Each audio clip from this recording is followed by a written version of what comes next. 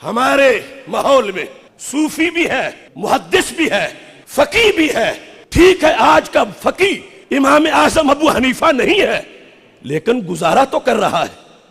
آج کا محدث احمد بن حنبل نہیں ہے لیکن گزارا تو کر رہا ہے.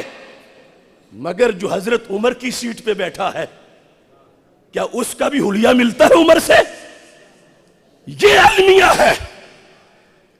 حضرت عمر والی لائن ہی ٹوٹ گئی، غیروں نے اس پٹڑی کو اکھاڑ دیا، اور وہ سیاست جو نبوت کا ذیلی شعبہ تھا، جس کا مطلب طہارت تھا، جس کا مطلب ریاضت تھا، جس کا مطلب عبادت تھا، انگریزوں نے اس لفظ سیاست کو خباثت میں استعمال کیا، نجاست میں استعمال کیا، گندگی میں استعمال کیا.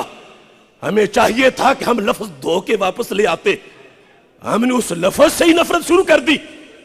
کانت بنو اسرائیل تسوسہم الانبیاء، حدیث ختم نبوت جو بخاری میں ہے، اس میں تو سرکار نے بات شروع ہی سیاست سے کی ہے کہ بنی اسرائیل کے نبی ان کی سیاست کرتے تھے.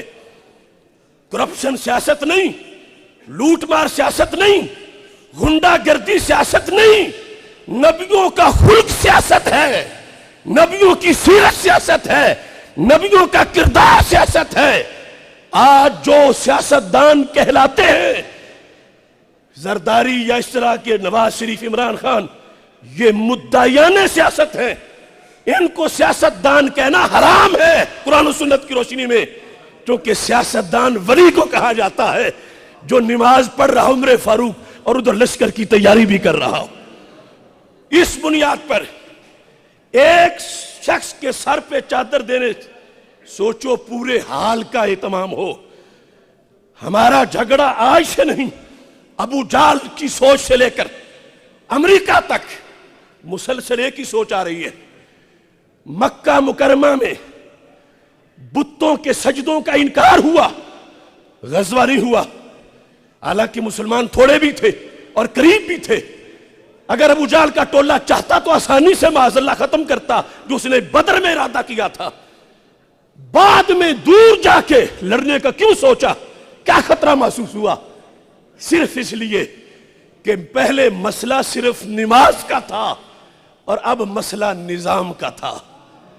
نماز کفر نے برداشت کر لی اگرچہ پسند نہیں تھی، نظام کفر سے برداشت نہ ہوا اور جنگیں شروع ہو گئی.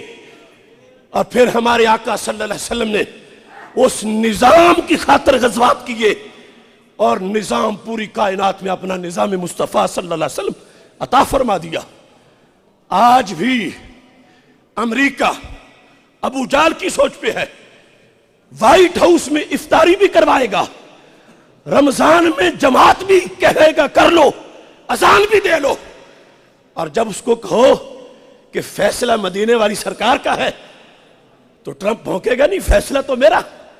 نیو ورلڈ آرڈر، ہم نیو ورلڈ آرڈر لائے ہیں، یہ امریکہ کا اعلان ہے، یہ ابو جہل والا اعلان ہے جو آج امریکہ کر رہا ہے. اور ہمارے نبی علیہ السلام نے ہمیں نظام دے کر، بخاری میں 4 جگہ حدیث آئی ہے، فرمایا وَاعْلَمُوا أَنَّ الْأَرْضَ لِلَّهِ وَلِرَسُولِهِ.